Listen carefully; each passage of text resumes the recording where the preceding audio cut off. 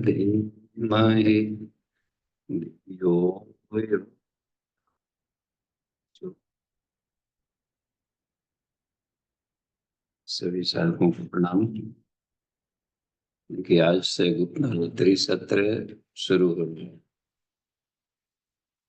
और यह माघ शुक्ल पक्ष कल मौनी अमावस्या रहा। तो ये गुप्त नवरात्रियों में सबसे उत्कृष्ट है ये। तो जीवन में बसंत पर्व आने को रहता है। बसंत पंचमी तिथि इसी गुप्त नवरात्रि में पड़ता है। तो जीवन से सभी तरह के अंधेरे को हम दूर करें, डार्कनेस को, तो वो तभी संभव है जब अपने भीतर में दबी पड़ी गुप्त शक्ति, गुप्त शक्ति कहा जाता है कुंडलिनी शक्ति को, आत्म शक्ति को गुप्त शक्ति का। तो आत्म शक्ति के जागरण के लिए ये गुप्त नवरात्रि खास करके। तो इसमें अभी ब्रह्म मुहूर्त वाली कक्षाओं में हम लोग लेंगे इस बार गीता का 6वां अध्याय। 6वां अध्याय में है आत्म संयम योगो नाम षष्ठम अध्याय। आत्म संयम योग, आत्मा का हम साक्षात्कार करें। तो आत्म साक्षात्कार के लिए और पूज्य गुरुदेव का कहना है कि जितने भी तरह की योग साधनाएं हैं उसका उद्देश्य रहता है आत्म साक्षात्कार, आत्म स्थित होना। परमात्म साक्षात्कार एक मेच्योर्ड अवस्था है, आत्म साक्षात्कार का परिपक्व अवस्था है परमात्म साक्षात्कार। तो यही उद्देश्य रहता है, एक लास्ट डेस्टिनेशन है जीवन का। क्या उद्देश्य, अंतिम उद्देश्य तो ये है। तो इस उद्देश्य की पूर्ति में अच्छा क्यों भी एक शब्द आ जाता है, क्यों क्यों हम आत्म साक्षात्कार नहीं करेंगे, जैसे हैं वैसे ही ठीक। तो ऐसे लोगों के लिए नो प्रॉब्लम बस। लेकिन जो अपने वर्तमान स्थिति में जीवन में दुखों को से परेशान होते हैं, जीवन में किसी भी तरह के दुख से, चाहे आदि दैविक हो, आदि भौतिक हो, आध्यात्मिक हो, तो दुख से यदि बिलबिला लगते हैं, कष्ट होते हैं, रोते कलपते हैं, ओ तो ऐसों के लिए अध्यात्म की जरूरत है।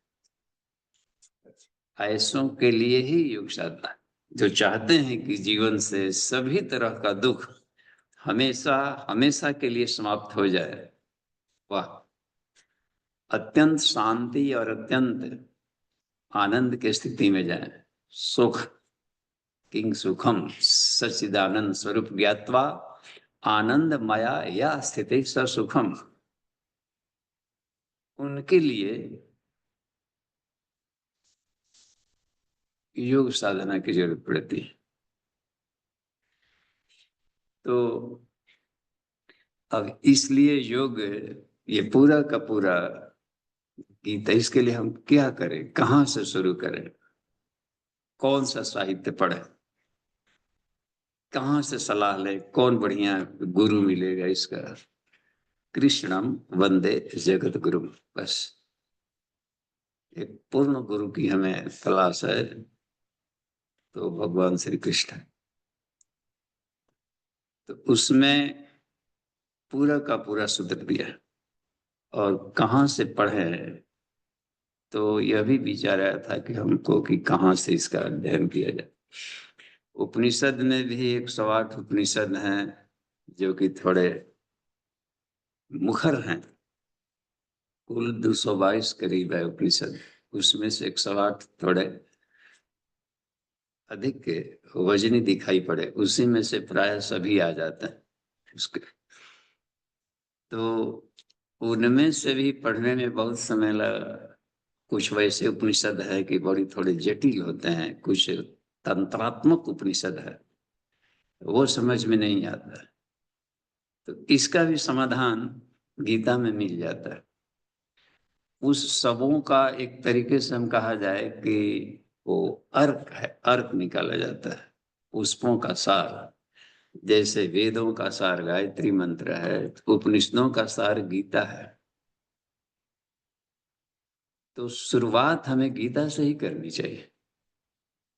जब भी कि कौन सा उपनिषद पढ़े, कहाँ पढ़े, कैसे क्या करें, तो इसका शुभारंभ करना है तो सबसे सरल सुगम तरीका है कि शुरुआत हम गीता से ही करें। अब उसमें कथानक जैसा भी कुछ मिल जाता है। कथानक शुरू में केवल मिलता है कि ये विषम परिस्थितियां गिनाई गई है कि ये है, अपने हैं, ये पराया है, ऐसे हैं, कैसे हैं, यही प्रॉब्लम, अपने ही लोग प्रॉब्लम बन गए। अच्छा, जब अपना से ही दिक्कत होने लगे तो सबसे बड़ा कष्ट वो होता है। दूसरा सताए तो उतना आदमी को नहीं दुखता, लेकिन जब अपना है जीवन भर, वो यदि थोड़ा सा भी कांटा चुभाता है तो आदमी को लगता है कि अब जीवन बिल्कुल निसार है, बस आत्महत्या। आत्महत्या का स्थिति उसी समय आती। तो वहां पर जबकि बिल्कुल टूट चुका, तो इस तरीके से टूटे हुए जिन पर भरोसा था, जिस संसार पर करने का रखने का, दारो मदार खेले कूदे रखे सारो सारे, भरोसा है खोता है। देखो, भरोसा जब टूट जाता है समझिए, तो आदमी फिर कहीं का नहीं रहता है। विषाद की एक चरम अवस्था उसी का। वहां पर गर्त में पड़े हुए किसी व्यक्ति को वहां से निकाल करके और आत्म साक्षात्कार की स्थिति में ले जाए, ये है। तो उसमें कौन कौन से शब्द, कहाँ से ज्ञान कैसे आएगा, कौन सा इंजेक्शन, कौन से शब्दों का बम्बार्डिंग किया जाए, लाभ लिया जाए, ये सब गीता में एक सूत्र मिलता है किसी भी। इसलिए सर्वोपनिषदों गावो दुग्धा गोपाल नंदन, सभी उपनिषद कामधेनु गौ, और उसको दूहने वाले श्री कृष्ण। तो इसमें हम लोग देखें कि यह कितना उसमें उपयोगी है। तो जितने भी इसमें चैप्टर मिलेंगे, अध्याय, वह सब अपने आप में योग है। बस योग की सब प्रारूप है, फैकल्टी। तो आज के जो 6वें अध्याय में हम लोग देखे, 1 से 5वें अध्याय तक पर विचार विमर्श हम लोग किए हैं आध्यात्मिक और वैज्ञानिक दृष्टिकोण से। इसके पहले के जो विवेचन हुए हैं भाष्यों को पढ़ने पर लगता है कि वो दार्शनिक के अधिक है, मनोवैज्ञानिक शैली में रखे। तो मनोविज्ञान और दर्शन शास्त्र के साथ में हम देखेंगे, उसको हम वैज्ञानिक इंटरप्रिटेशन से भी थोड़ा सा टच करेंगे उसको। तो चूंकि वो दर्शन शास्त्र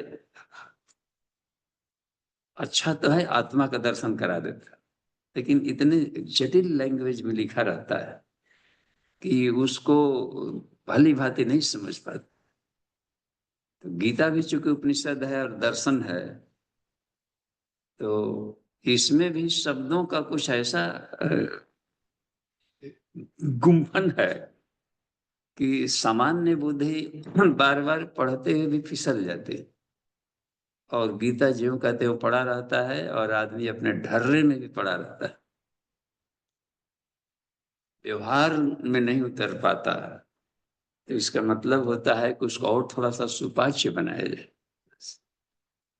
अनेकों भाष्य मिलते हैं। तो आज हम लोग देखेंगे एक नए शैली के भाष्य में परम पूज्य गुरुदेव वेदमूर्ति तपोनिष्ठ महाप्रज्ञ पंडित श्री राम शर्माचार्य जी ने कठोर तप करके एक ये लिया, थोड़ा सरलीकरण किया है।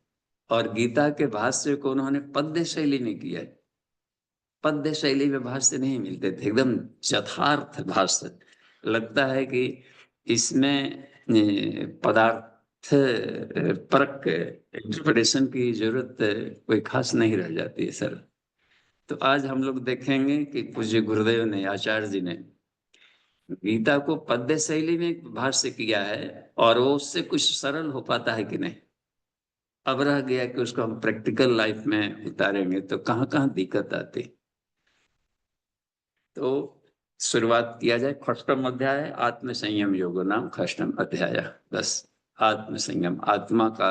अच्छा देखिए, एक और बात जो की है, आचार्य जी ने जो युग को कहा कि हम युग को बदलना है बस, और उसमें एक हमारी भी कंधा लगेगा। सारे ऋषिगण, पूरे देवतागण इन दिनों व्याकुल हैं कि धरती पर स्वर को ले आना है, लेना ही है, क्योंकि अब जलजला हो गया। बस बस अधर्म में फनफना रहा हो, धर्म की ग्लानि हो रही हो, चरम बिंदु है, ऐसे में ही सारे ब्रह्मांड अनबैलेंस होने लगता है। तो सब है तो कहा कि ऋषियों का भी आदेश है हिमालय के, और उन्हीं आदेशों में, उनके भरपूरी में हम खुश हैं कि मेरा भी कंधा लगा हुआ है। बस तो उन सभी परिजनों को खुश खुश होना चाहिए कि इस युग सृजन में अपना कंधा लगाओ। तो उसमें एक ये बात रखेगी, तो उसको हम लोग देखेंगे कि इसमें अच्छा ठीक। तो युग निर्माण सत्संकल्प में दूसरा वाला देखिए, पहला वाला है ईश्वर को सर्वव्यापी न्यायकारी मानकर उसके अनुशासन को अपने जीवन में उतारे, और दूसरा शरीर को भगवान का मंदिर समझकर आत्म संयम और नियमितता द्वारा आरोग्य की रक्षा कर। आत्म संयम, और ये पूरा का पूरा छठवां अध्याय आत्म संयम योग, यानी कि आत्म संयम में जो जो भी बातें बताएगी इसमें 47 श्लोकों में सिर्फ आत्म संयम शब्द का डिविजन किए। इसलिए हमें स्वाध्याय करनी पड़ती है, समग्रता को पढ़ने पड़ता है भारतीय दर्शन के, कि एक शब्द से उसको खुलासा नहीं मिलेगा। आत्म संयम को लेकर के आचार्य जी चले। अब आत्म संयम में क्या करना है? आत्म संयम, तो आत्म संयम की व्याख्या देखिए, इसमें इतना मिलता है। तो इसको हम लोग लेते हैं कि एक सूत्रों को देखते हैं। तो आज 6 सूत्रों को हम लोग देखेंगे, इसमें से 6 श्लोकों को लेंगे, एक एक श्लोक को हम इसमें देखते हैं क्या बात। श्री भगवान वाचन, इसका मतलब होता है कि पिछला अध्याय के कंटिन्यूएशन में दे रहे हैं, नया प्रश्न भी नहीं पूछ रहे हैं। अर्जुन ने नया प्रश्न नहीं पूछता, तब तो अर्जुन प्रतिष्ठ रहता। यहाँ पर सीधे श्री भगवान वाचा, इसका मतलब है कि 5वें के कंटिन्यूशन, यानी 5वां वाला ये था कि संसार में कर्म करते हुए हम कैसे उसमें लिप्त न। एक ये बात थी, अनासक्त कर्म की व्याख्या की थी। योग युक्तो विशुद्धात्मा विजित आत्मा जितेंद्रिय सर्वभूतात्मा भूतात्मा कुर्वन् अपि न लिप्यते, ये सब बात बताई थी इसमें। तो उसमें भी बात आई थी, ब्रह्मणि आधाय कर्माणि संगम त्यक्त्वा करोति यः न सलिप्यते पापेन पद्म पत्रमिवामश। तुम ये करने का वर्ग, अब उसके कंटिन्यूएशन में छठवां ले जा रहे।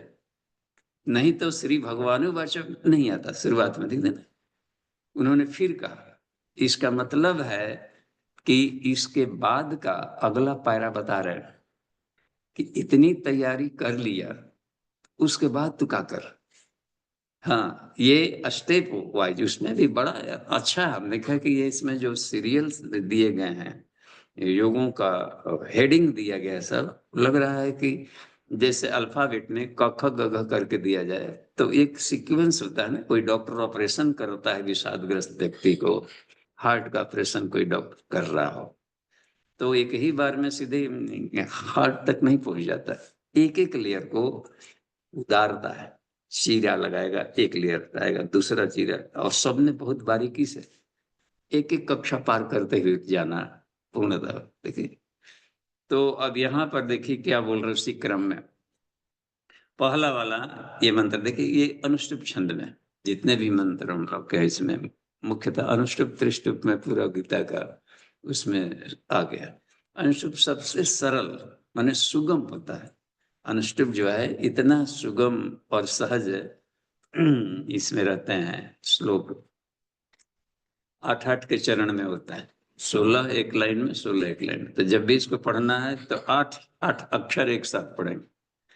अनाश्रितः कर्मफलम, कर्म कर्म कर करोति यः। देखिए, अनाश्रितः कर्मफलम कार्यम कर्म करोति यः, स सन्यासी च योगी च न निरग्निर्न चक्रियः। देखिए इसमें अनाश्रितः कर्म फलम, कर्म के फल से आना। देखिए इसका आप देखिए पद्य शैली में कैसे भाष्य करते हैं। अनाश्रितः कर्म फलम कार्यम कर्म करोति यः, सन्यासी च योगी च न निरग्निर न चक्रिय। अब इसमें देखिए पद्य शैली भाष करें, जो सभी क्रिया त्यागी निरग्नि, जो सभी क्रिया त्यागी निरग्नि, सन्यासी योगी कभी न वह। सन्यासी था ना, कर्म उसमें था ज्ञान कर्म संन्यास योग। तो सन्यास शब्द भी बड़ा सुपाच्य नहीं है आज के समय में। हाँ, सन्यासी बन गए तो आदमी सोचता है कि अब बिल्कुल जैसे कहीं फरार हो जाना अपनी ड्यूटी से। तो इससे सीधे है कि सन्यासी शब्द की कितना एक शानदार विवेचना यहाँ पर किया है। और योगी क्या है, योगी शब्द का सन्यासी च योगी च, इसमें जो सभी नीचे वाला लाइन का पहले ऊपर अर्थ दिया है इसमें, जो सभी क्रिया त्यागी निरग्नि, सन्यासी योगी कभी न वह। कितना शानदार। पर फलाशक्ति तज जो करता, योगी सुकर्ण सन्यासी वह। तो ये तरीके से एक पर्यायवाची शब्द में लिया है। जो सन्यासी है वही योगी है, जो योगी है वही सन्यासी है। सही अर्थों में जो सन्यासी है वो योगी। तो सन्यास और योग को तो इस अर्थ में एक मान, तीन अर्थों में एक लिया है यहाँ पर। इतना बढ़िया है। देखिए जनक को कहा जाता है ना कि सन्यासी तो बहुत लोग हुए हैं, लेकिन परम सन्यासी जनक को कहा। देखिए पूरी की पूरी अपनी राज्य व्यवस्था को चलाते हुए घर परिवार।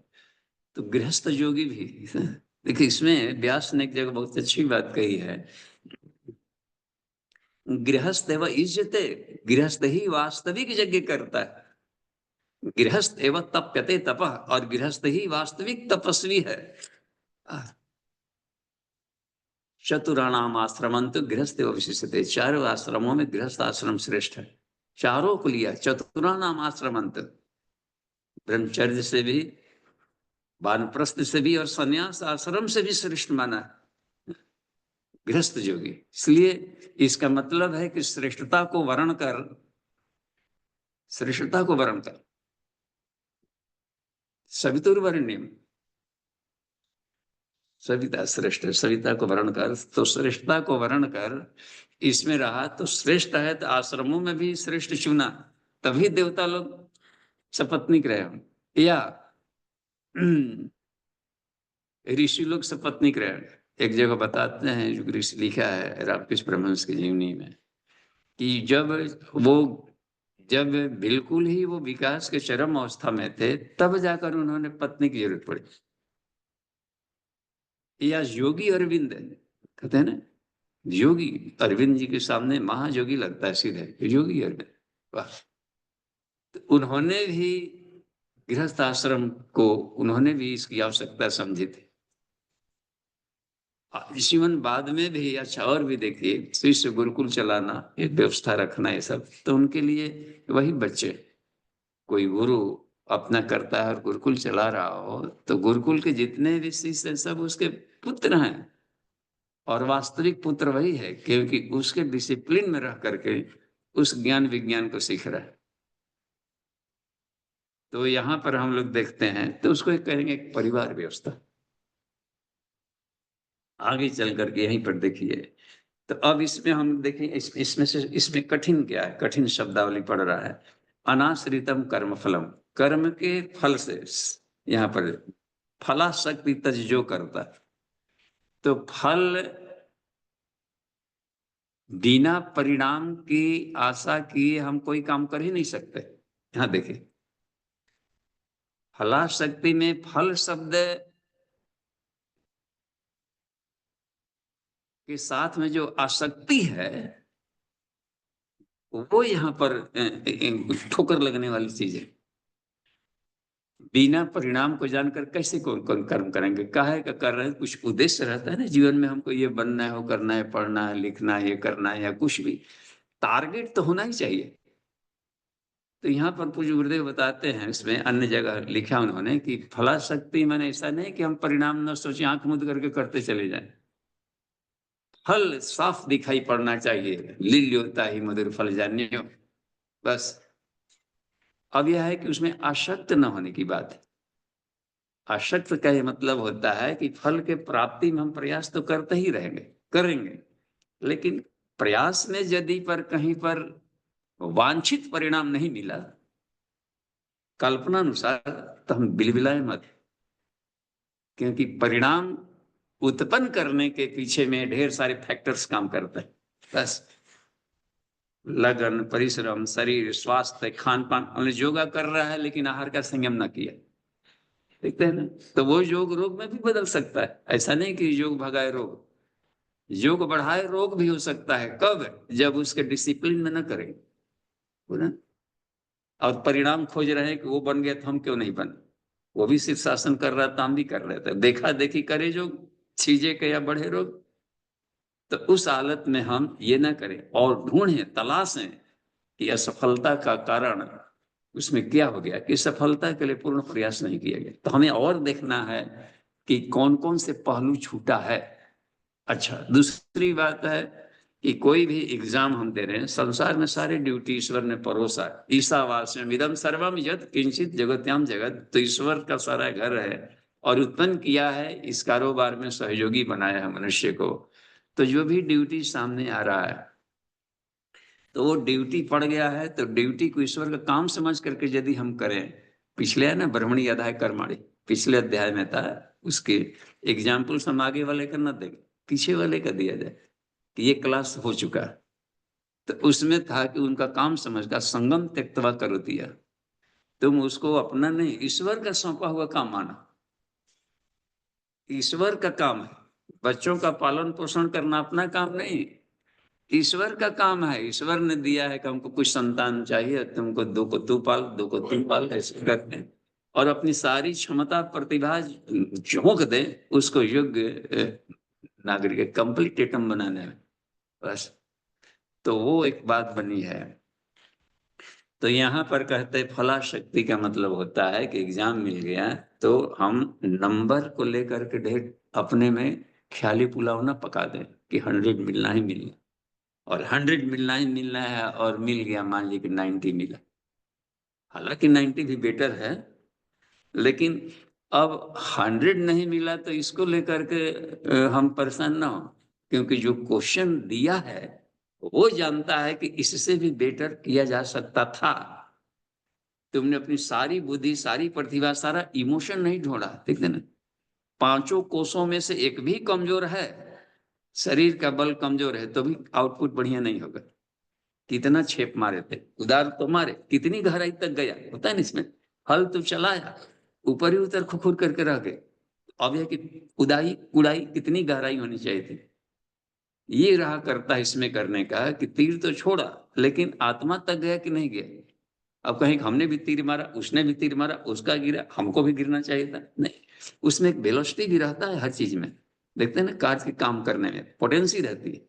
इसलिए एग्जामिनर ही नंबर दे सकता है जो कि आर पार किया हुआ हो, वो देखेगा कि कौन सा पहलू तुम्हारा कमजोर था। शरीर स्वास्थ्य कमजोर था तो बढ़िया काम ना करेगा, प्राण बल कमजोर रहेगा तभी उसका रिजल्ट बढ़िया नहीं आएगा, मन उसमें मनोयोग नहीं डालेगा तभी वो रिजल्ट बढ़िया नहीं आएगा, इमोशन नहीं हो केवल क्रिया तक रह गया हो, विचार तक, तो भी रिजल्ट का अधिकारी नहीं है बढ़िया। इससे बेटर आ सकता था, और उसमें एक आनंद मिलना चाहिए कि हमारे जीवन का सदुपयोग हो गया, सार्थकता, इसको ड्यूटीफुलनेस। तो ये चारों पांचों प्रक्रियाओं में से एक भी लड़खड़ा रही हो तो हमें वांछित रिजल्ट में दिक्कत आएगी। तो यह है कि हम आसक्ति शब्द यहाँ पर फलाशक्ति का, फल की इच्छा तो कर लेकिन फलाशक्ति नहीं। और देखिए यहाँ पर फलाशक्ति तक जो करता योगी सुकर्म, सुकर्म शब्द का भी प्रयोग किया, कितना बढ़िया है, योगी सुकर्म सन्यासी वही श्रेष्ठ कर्म करेगा, उसमें आते हैं। अच्छा देखिए आगे चलकर देखते हैं, सन्यासम, देखिए यम संन्यासम इति बाहु, यम संन्यासम इति प्राहुर योगम तम विधि पांडव न ही असन्यस्त संकल्पो योगी भवति कश्चन। अब इसमें देखिए, इसका हिंदी में कर रहे हैं, ये हिंदी विजन ग्रुप में डाल दिया गया होगा, उसको देख लें, और नहीं तो जिनके पास है वांग्मय नंबर 31 का ये है, और इसमें देखिए हम वांग्मय खोल लिया है और पृष्ठ नंबर इसमें का है, ये होता है वांग्मय नंबर 30 और पृष्ठ 2.20, ठीक है। तो इसमें चलकर देखिए दूसरा वाला का, दूसरे का हिंदी पद्य शैली भाष्य करने कुछ गुरुदेव, यं संन्यासम इति प्राहुर्योगम तम विधि पांडव न ही असन्यस्त संकल्पो योगी भवति कश्चन।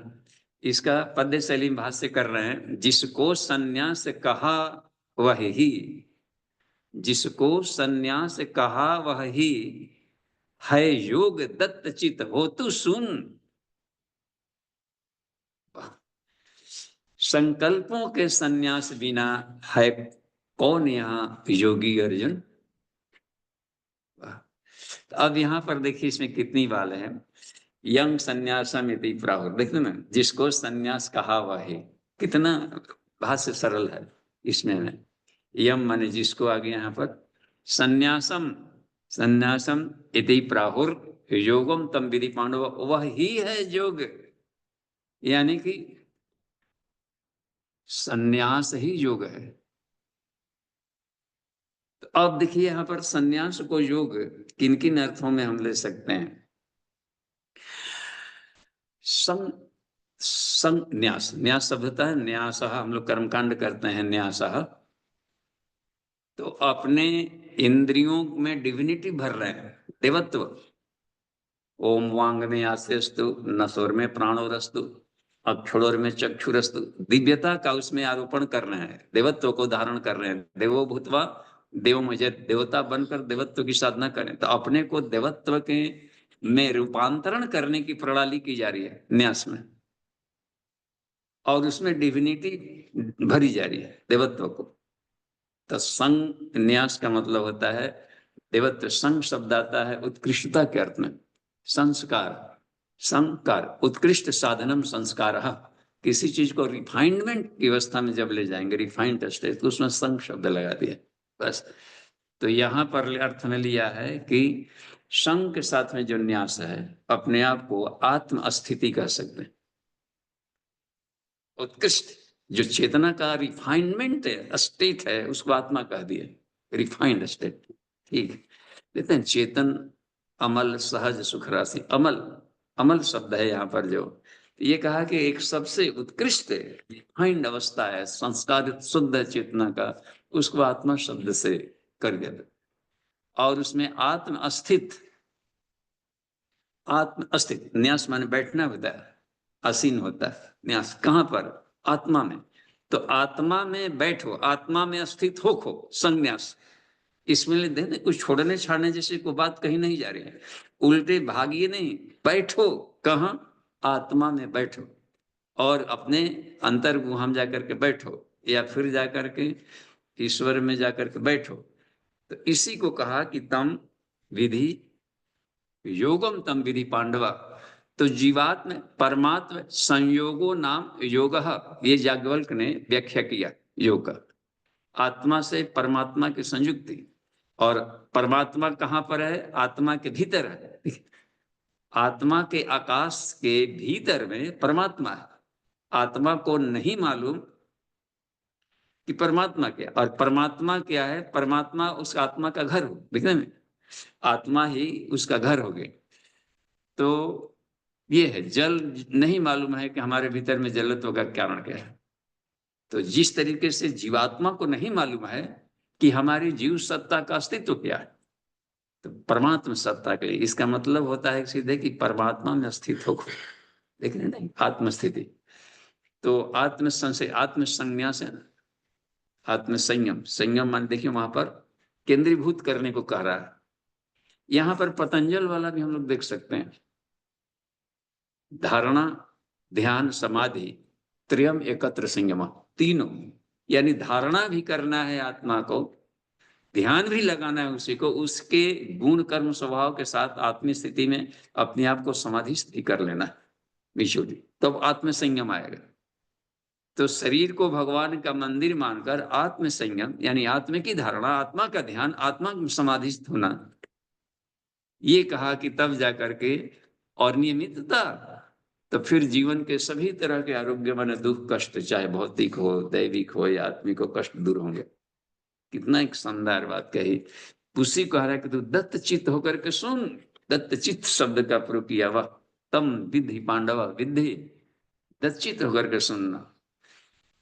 न ये संन्यास्त संकल्प योगी भवती कश्चन, संकल्पों के संन्यास बिना है कौन यहाँ योगी अर्जुन।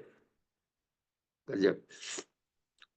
तीसरा वाला को देखिए, आरुरुक्षोर मुने योगम, देखें आरुरुक्षोर मुने योगम कर्म कारणम उच्यते योगारूढ़स्य तस्यैव शमः कारणम उच्यते।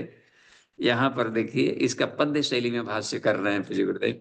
यदि योग साधना का इच्छुक लग रहा है कि अब हमें करना ही करना है, जिसको लगा कि अब दूसरा चारा नहीं है, इन दिनों योग के प्रति जो रुचि बढ़ रही है, इन दिनों वर्तमान समय में देखते हैं ना, जिसको नहीं सबको फड़फड़ा है, क्योंकि इसका मतलब है कि लहूलुहान संसार के जीवन शैली, जो अप्राकृतिक जीवन शैली सा, इसे ठोकरे खा करके आदमी रोगों का एक तरीके से एक पुलिंदा बन के टहल रहा है। कहिए क्या समाचार है, बदल हुए समाचार सब ठीक ठाक। हाँ सब ठीक ठाक। पहली लाइन में तो वो तो प्रोटोकॉल जैसा लगता है, सब ठीक ठाक, लेकिन जहां 10 मिनट गहराई से बातचीत किया जाएगा तो पता चलने लगता है कि बहुत सारा रोगों को हम कैरी कर रहे हैं यहाँ। तो रोग के टहलते हुए पुतले, तो जो तो ये हमें तहस नहस किया है। तब जाकर के आदमी मॉर्निंग में वॉकिंग करते दिख रहा है, हर कोई कर रहा है, योग कर रहा है, कोई प्राणायाम कर रहा है, सब समय लथेड़ा, दूसरा उपाय नहीं है। दूसरा उपाय नहीं है कि प्रकृति के शरण में जाने के अलावा, देख रहे ना, निसंदेह नरः पदान प्रकृति आज्ञानुसारता। जो व्यक्ति, जो साधक प्रकृति के अनुसार चरणबद्ध होकर के चलता है, ताल में ताल मिला, तो स्वस्थम संतस्तुते नूनम रोग मुक्त भवति। तो यहाँ पर देखिए रह गई थी बात है।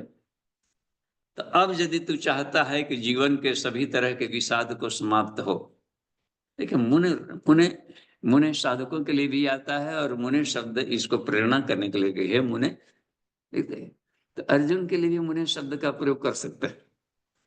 जैसे कि निदाघ पढ़ा रहे थे, तो निदाघ को यहाँ पर रिभु अपने पुत्र तो हे मुने शब्दों का प्रयोग किए। तो हे मननशील, तो योग साधक, तो इसमें कह रहे हैं आरुरुक्षोर, तो यदि चाहता है कि हम योग को प्राप्त कर जाए, इस स्टेट को, जीवन से सारे विषाद को हमेशा के लिए समाप्त कर, जो बिलबिलाहट तुमको जो आ रही है सब, उसको बिल्कुल एक चला जाए, एक शानदार अवस्था को तू पाले अपने जीवन के। तो आरुरुक्षो मुनेर योगम, या जो भी साधक, मुने को जो भी साधक शब्द से ले सकते हैं, तो जो भी साधक ये चाहते हैं कि वो तो कर्म कारणम उच्यते, इस तरीके के कर्म को करें। कर्म ही आधार बनेगा। कैसा? पहले वाले जो लाइन में दिया गया है, यहाँ पर देख रहे हैं ना, यहाँ पर फलाशक्ति तज जो करता योगी सुकर्म सन्यासी व, तो इस तरीके के कर्म का अभ्यास कर। शुरुआत यहीं से करनी पड़ेगी। काम तो करना ही करना है। देखिए, काम को तो उसमें क्या, न निरग्नि च निके, देखिए न निरग्नि चाक्रिय, निरग्नि कहता है कि हवन करना अब छोड़ दिए, उसमें बड़ा ही सप्ताह दंड घंट गाय के घी रुआ बाती तेल लाइए दीपक, आखिर संसार में तो खरीदने जाना ही पड़ेगा, फिर दुकान में सब, फिर जाकर धुआं धुकुर अब करिए, बहुत जगह दिक्कत भी पड़ रही है। लकड़ी का भी अभाव हो गया है, पेड़ नहीं लगा रहे हैं, पेड़ काटेंगे तो ये भी सब एक प्रॉब्लम, समय के अनुसार ये भी दिक्कत है। जनक ने बृहदारण्यक उपनिषद में याज्ञवल्क्य ऋषि से पूछा है कि एक बार कह दिया याज्ञवल्क्य ने कि अयज्ञो हत वर्चा, हे जनक, जो यज्ञ नहीं करता उसका तेज नष्ट हो जाता है। और गृहस्थ आश्रम में तो प्रतिदिन यज्ञ करना चाहिए, है ना, कि उसमें दक्षिणाग्नि शब्द भी है, गृहस्थ गारपत्य अग्नि। तो तुम डेली उसमें बलिवैश्व शब्द का कैसे प्रयोग करते हैं? तो डेली यज्ञ करना चाहिए। कहा कि तो उसी में पूछा था, प्रश्नोत्तरी चल पड़ी कि डेली यज्ञ करना चाहिए, और कैसे बढ़िया हो, तो गाय के घी से करोगे तो उत्तम है। अच्छा, गाय का घी ना मिले तो, या कभी इसे कालांतर में आ गया कभी भविष्य में कि गाय का पालन लोग कम कर दे या न मिले, तो कहा कि तू जो भी घी खा रहा है उसे कर, बकरी का कर, भैंस का कर। उस आपातकाल में कहा कि तू इससे कर, क्योंकि उसको तू खा का रहा है तो उससे तो जरूर बेटर है, कम से कम कफ कारक उसमें नहीं रहेगा। तो ये बात बन गई। बाकी जो रहते हैं, अच्छा ठीक है, अच्छा गोभी न मिले तो कहा कि तो वनस्पतियों के तेल से कर, जैसे नारियल का, नारियल भी क्षारीय है, और नारियल का तेल बात बात नारियल लेते हैं, गड़ी वगैरह सब डालते हैं, हवन में साकल्य में डालते हैं, तो नारियल के तेल से कर, तिल के तेल से कर। विष्णु ने कहा है कि तिल और नारियल हमारे शरीर से उत्पन्न हुआ है, गुरु पुराण में। तो इसका मतलब है कि इनसे वनस्पतियों के तेल से कर। और वनस्पतियां ना मिले तो, देखिए जनक का एकदम शानदार है। आज तू कह रहा है कि डेली तू कर जगे, आज यज्ञ होता वर्चा, यज्ञ नहीं करने वाले का तेज नष्ट होता है। तो वो कहा कि तब ठीक है, और वहां पर तू ऐसा कर ले कि, तो जब नहीं मिलता है तो केवल लकड़ी से कर, वनस्पतियां है ना टहनियां, जिसे देवदारू के होते हैं, शकल खुद ही पकड़ लेता है आग। उसमें ऑल पहले से उसमें वोलाटाइल सब्सटेंसेज रहते हैं, वाइली, तो उसी से तू कर सर। कहा कि ये भी ना मिले तो कहा कि हे जनक, तू बहुत ही सूक्ष्म बुद्धि का, कलांतर में तू कह रहा है कि सारी प्रजा को हमको पालन करना है, घर घर जग कराना है, तो कैसे क्या कर, तो सबको ये ऐसा नहीं मिल पाएगा कर दे, तो ऐसा कर कि तू फिर जल में जल की आहुति दे। देख रहे हैं ना, जल में जल, तर्पण एक यज्ञ होता है ना, तर्पण पिंड दान करते हैं, यानी समाज के लिए पसीना बहा। तर्पण का भी पूज्य गुरुदेव ने बड़ा सरलीकरण किया है कि तर्पण पानी का पानी नहीं, लोक सेवा के लिए तू पसीना बहा रहा है, इसको तर्पण कहते हैं। वाह, एक गजब, पसीना को बूंदे दे। नहीं तो फिर जल में जल क्या होती थी। अच्छा, जल ही ना मिले तो होता है ना, कहीं पर जल का अभाव हो गया, रेगिस्तानी क्षेत्र में जा रहे हैं, हम लेकर चल रहे हैं कहीं काफिला दूर ये भ्रमण में, और पानी के, तो उस हालत में तू डेली यज्ञ करने का नहाने बोध का उसमें भी नहीं मिलेगा, तो ऐसा कर कि तू भावनाओं की अग्नि में भावनाओं क्या होती रहे। देखिए इसमें लेकिन यज्ञ मत कर, भावाग्नि शब्द का भी प्रयोग आता है। और सबसे उत्कृष्ट है जनक, हे जनक है कि तू ऐसा कर कि परमात्मा की अग्नि में आत्मा क्या होती डाल। उत्कृष्ट यज्ञ का, इसलिए यज्ञ नाम जब यज्ञोस्मी शब्द का भी प्रयोग किया। देखिए एक जगह कहीं आएगा कि क्या हूं, तो यज्ञों में मैं जप यज्ञ, मानसिक यज्ञ ये कर रहा है। तो ये कह रहा है कि निरग्नि जो शब्द के यहाँ पर प्रयोग किया है कि केवल कर्म कांडों को छोड़ देने वाला नहीं, यदि वो आत्मस्थित है तो योगी है। केवल कर्मकांड छोड़ देने से हम योगी नहीं बनेंगे, ये उद्देश्य पूरा होना चाहिए कि छोड़ा था किस लिए, इसलिए छोड़ा था तो वो मिलना चाहिए बस। उपलब्धि, घर छोड़ दिया है लड़का, कहाँ गया है, पढ़ने गया, हाँ तो पढ़ने गया है तो पढ़े, वहां पर अब ये मत करे माने फालतू अपने जीवन को तहस नहस करने वाले रास्ते पर भटकाव में मत जाए कहीं ग्लैमरस में। जिस उद्देश्य के लिए गया है मिले तो, लेकिन उद्देश्य तो पता तो हो कि सन्यास किसको कहते हैं। तो आत्मा को तो कर, तो आत्मस्थित बन। आगे चल करके देखिए चौथे वाले को हम लोग देखते हैं। अच्छा, और देखिए इसमें तीसरे वाले का निचला वाला लाइन में है, योग आरूढ़ जनों को तो यहाँ पर देखिए, यदि योग साधना का इच्छुक है तो सदा निष्कर्म कर, है हेतु सदा निष्काम कर्म, पर योगारूढ़ जनों को तो संकल्प समन ही हेतु धर्म। आरुरुक्षोर्मुनिर्योगम कर्म कारणम उच्यते, योगारूढ़स्य तस्यैव क्षमा कारणम उच्यते।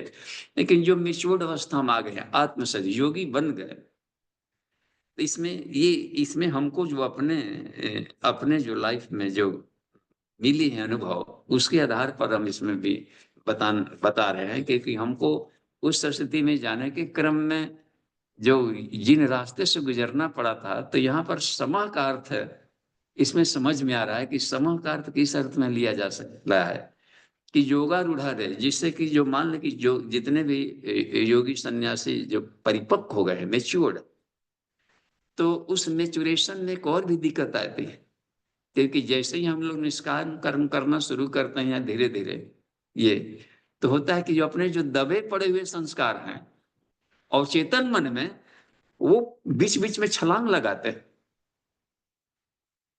हर एक को लगाएगा ही लगाएगा कि नहीं, बेचैनी हो जा रही है, वो मन नहीं मानता है। जैसे कि सूरत चले गए थे, दुर्गा सप्तमी में है, घर परिवार छोड़ करके तो चले गए आत्म साधना करने, फिर भी मन में घर बसा हुआ था वहां पर। तब वहां पर एक बात बनती है कि मेधातिथि ने उनको जब ज्ञान दिया, तो ये मन में जो या विषय शक्ति है, घरा शक्ति, आशक्ति जो शब्द है विषयों का, तो इसमें कह रहा है कि उसमें से जो आवेश उठते हैं, या फिर जाकर कभी कभी भावावेश आता है कि जल्दी कर लें, इसमें भी एक आएगा। आवेश ये भी आता है कि रातों रात महात्मा बन जाए तुरंत। अच्छा, एक आता है कि डिप्रेशन में भी जाने लगता है साधक कभी कभी कि हमें मतलब ये कर रहा है कि इतना दिन हो गया करते हैं, तो ये सब रुकावटें आएंगी। तो ये मन के भवंडर कहा है, भावनाओं का भवंडर। तो मन में जो उठने वाले आवेग हैं, हृदय के जो आवेश हैं, उसको जो अस्वीकार कर दे, उसको सम कहते हैं। यहाँ पर शम, शमन है ना यहाँ पर जो शब्द है, तो उस पर ये बराबर लड़ा है। अपने मन के भीतर में जो आवेश और आवेग उतरे हैं उसको अस्वीकार करते रहा है। तो उसको ये संयम शब्द का प्रयोग किया यहाँ पर। मन का उसमें है कि संयम, कि इसको करना पड़ता है। तो किंग संयम क्या है? तो संयम के मन से उठने वाले आवेगों को, भावावेशों को, तो साधना पथ में चलेंगे तभी वो आता है। और फुफकारते हैं भीतर वाले, उसको तू शमन कर यार, ज्ञान के माध्यम से। तभी ज्ञान में कोष की भूमिका भी पड़ रही है इसमें, कि उसके तत्व ज्ञान से ही समन होता है, ऐसे नहीं होगा। उसको हम चाहे कि दबा ले, तभी बहुत लोग जा करके लौट करके आए हैं। कुछ लोग सन्यासी बनने के लिए गए, ड्रेस व्रेस पहना, फिर नहीं सपरा, फिर लौट करके आए। पढ़ने के लिए गए ना, बड़ा भारी है, लौट के आ गए। भावावेश में तो गए थे। अच्छा, कुछ लोग अच्छी इच्छा से कर गए कि बड़ा फायदा है, बड़ा फायदा है, बड़ा लाभ है, ये जहां देख रहे हैं कि इसमें तो और भी परेशानी है, तो वो सब रुकावट डालते हैं। मन में उठने वाले अवसादों को, आवेशग्रस्तता को सॉल्व करना पड़ते हैं। सबने सॉल्व किया है, ऐसा कोई भी नहीं है कि फुकट में पा लिया। सभी लोगों के जीवन में मन के भीतर में बाउंडर अंदर उठते रहे। तो इसको कहा कि क्षमा, ये भी एक कारण है। उनके मेच्योरिटी में उसका एक और भी फैक्टर है, शम, क्षमा कारणम उच्यते। कौन, किसको? जो कि योगारूढ़ हो गया, घोड़ा पर सवारी करने लगा, वो रात दिन योगी बन करके टहल रहा है। इसका मतलब जरूर है कि ऐसे नहीं हुआ है, वो बहुत सभी तरह के पापड़ दिमाग में उठ रहे थे अंदर बवंडर, उसको उन्होंने उसका सॉल्व किया है मेंटली, भले किसी से कहा नहीं। तो ये एक स्थिति आती है, बड़ा अच्छा दार्शनिक इसमें मिलते जा रहा है। और भी जाकर देखिए चौथा का, यदा हि नेन्द्रियार्थेषु यदा हि नेन्द्रियार्थेषु न कर्मसु अनुसज्जते वह सर्व संकल्प सन्यासी योगारूढ़स्तदुच्यते। यहाँ पर देखिए, इसको पद्य शैली में भाष्य कर रहे हैं कुछ गुरुदेव। देखिए यहाँ पर, ये पद्य शैली यहाँ पर, हाँ ये देखिए पद्य शैली में भाष्य कर रहे हैं। आशक्ति न इंद्रिय भोगों में, एक रश्मि रथी था ना, कर्ण हम लोग पढ़ते थे मैट्रिक में, तो रश्मि रथी पढ़ना होता था, उसी तर्ज पर है पूरा का पूरा, एकदम फौलादी। आशक्ति न इंद्रिय भोगों में, कर्मों में जो आशक्त न हो, ऐसा संकल्प सर्व त्यागी, उसको ही योगारूढ़ कहो। हाँ, कितना इसका सटीक पद्य शैली में लगता है कि आशक्ति न इंद्रिय भोगों में, सुख मिलने लगा। तो मान ले कि ये भोगों में आसक्ति कब पता चलता है, जब उसका अभाव होता है। कोई प्रिय वस्तु खाते रहे और छोड़े, जब उसका अभाव होता है तब जाकर के वो पता चलता है कि कितना बेचैनी ले आ रहा है। शुरू में तो लगता है आदमी, नहीं कभी कभी होता है पति पत्नी में भी आदमी अंड बोल बाल देता है, जाओ तो जा रहे हैं, जाते जाओ हम देख। लेकिन सचमुच में जब अलग होने पर कोई खटकता है। बेटे को भी मान ली कह दिए, कुछ ऐसा बात बोल दिया, घर से बाहर निकल गया, चल ही गया, सचमुच मान लीजिए बोल बाल दिए, तो बाद में अभाव खटकता है कि ना हमने गलती किया, उसको ऐसा कर दिया।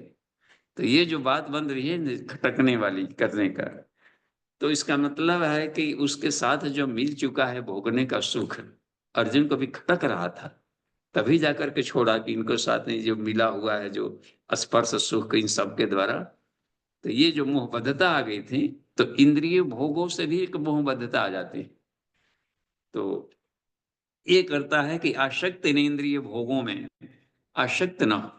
भोग भोगने के लिए बात आसक्ति पर ही केवल अधिक ब्लास्ट किया, आसक्ति आसक्ति आसक्ति। अनासक्त कर्मयोग, कर्मयोग के साथ में केवल कर्म के साथ में योग नहीं जोड़ा, अनासक्ति शब्द जोड़ा हर जगह, अनासक्त कर्मयोग। यदि अनासक्त कर्म किए तो श्रेष्ठ कर्म हुआ, और श्रेष्ठ कर्म को कहा योग कहा। योग कर्मसु कौशलम, कुशलता पूर्वक तभी करेंगे जब ईश्वर का काम मानकर पूरी ईमानदारी और पूरी प्रतिभा को झोंक दे उसमें, हम अपना पूरा समर्पण, लगन और आनंद फील करें उसमें, तो उसमें श्रेष्ठ कर्म की स्थिति आती है।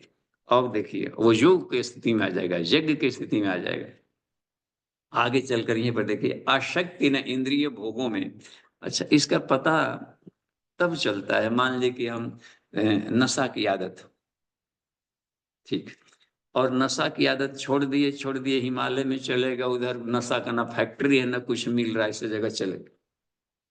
फिर ऐसे जगह चले गए, कहीं संयोग से किसी का ऐसा महात्मा पार्टी वगैरह में चले गए जहां पर कि छू उड़ रहा है, फ्री में बढ़ रहा हो, और उसमें आकर अरे ये घूंट पी लीजिए ना, क्या दिक्कत है, एक दिन के बाद तो योगी महात्मा बन गए। वहां पर ये पता चलता है कि हमारी आसक्ति खत्म हुई कि नहीं। यानी कि भोगों के बीच में रह करके जो भोगों की इच्छा नहीं उठ रही है, ये कहिए कि समाप्त कह दिया है, तो उसमें कहा गया कि उसमें न उस कर्म में उसकी भी आसक्ति नहीं बन रही है, न उसके इंद्रियों के भोगों में आसक्ति हो रही है। ऐसा संकल्प सर्व त्यागी कहलाएगा कि अब उसके भीतर में से उसके रूट खत्म हो गए, जड़ है। ऐसा संकल्प सर्व त्यागी, उसको ही योगारूढ़ कहो, वो योगी बन गया। भोगों के भीतर में रहते हुए, भोग भी उपलब्ध है, भोगों के बीच में भी रह रहा है, फिर भी भोगा नहीं भोग रहा हो, या इच्छा नहीं उठ रही है, भोग नहीं रहा है, रोग के चलते भी आदमी नहीं भोगेगा, ये भी कारण है। कुछ ऐसा रोग हो गया कि आप उसको नहीं भोग रहे, नहीं, इच्छा ही नहीं कर रही है, तो अब समझिए कि वो मिच्योर्ड अवस्था है। योगारूढ़ माने, एक आरूढ़ शब्द है ना, वहां पर आया है, जैसे दृढ़ भूमि को आरूढ़ कहेंगे। सत निरंतर सत्कारा से तो दृढ़ भूमि, मेच्योर्ड अवस्था, मेच्योर। तो उसको कहा कि उसको योगारूढ़ कहो, क्या वो योग में आरूढ़ हो गया, योगी बन गया, बस। तो असली योगी है वो, गृहस्थ में रहे या कहीं रहे, अब उसकी मर्जी, कहाँ रह रहा है। सारा संसार तो घर ही है, कहाँ भाग के जाएंगे, यहीं से संसार है, नहीं यहाँ से भागे हरिद्वार, वहां से गए, यहाँ गए, कहाँ गए, रहेंगे तो धरती पर ही नहीं रहेंगे, पूरा धरती अपना घर है, वसुधैव कुटुंबकम, परिवार को छोड़े कहाँ इसमें से। और मन में आती रहे, पक्षियों का भी देख लिया ऐसा आवाज, तो वहां भी दिमाग खराब हो सकता है। अब पक्षी तो कहीं भी मिल जाएंगे, आश्रम में मिलते रहेंगे कहीं। तो दिमाग के भीतर में एक खास अवस्था को ले जाने को कह रहे हैं, मेंटल स्टेट यहाँ पर। और देखिए 5वां 6वां हम लोग देख लें, ये भी कमाल की बात है। उद्धरित आत्मानम, देखिए, हाँ, उद्धरित आत्मा आत्मानम, वह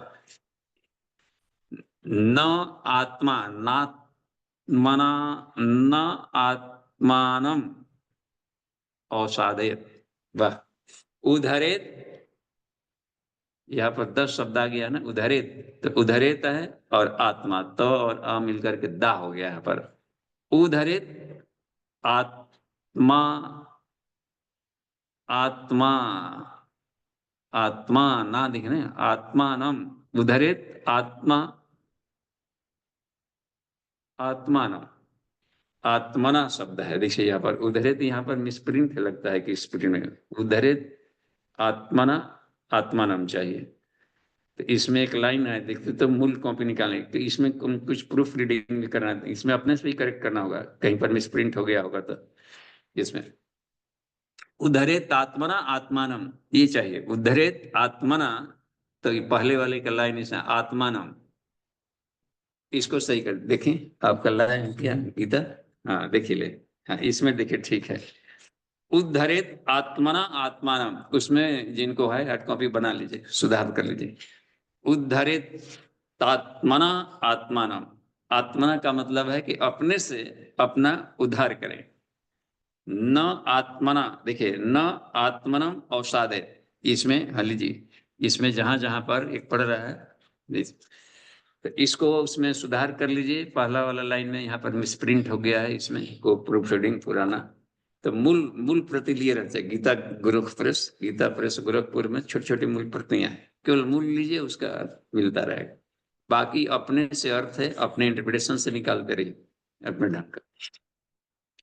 तो अपने से बोल रहा है उद्धार स्वयं तू अपना कर, यह दुर्लभ तन क्यों खोता है, वह है अन्य न कोई शत्रु मित्र, अपना आत्मा ही होता है। देखिए आत्मा एवं ही आत्मनो बंधुर, आत्मा एवं रिपु आत्मना।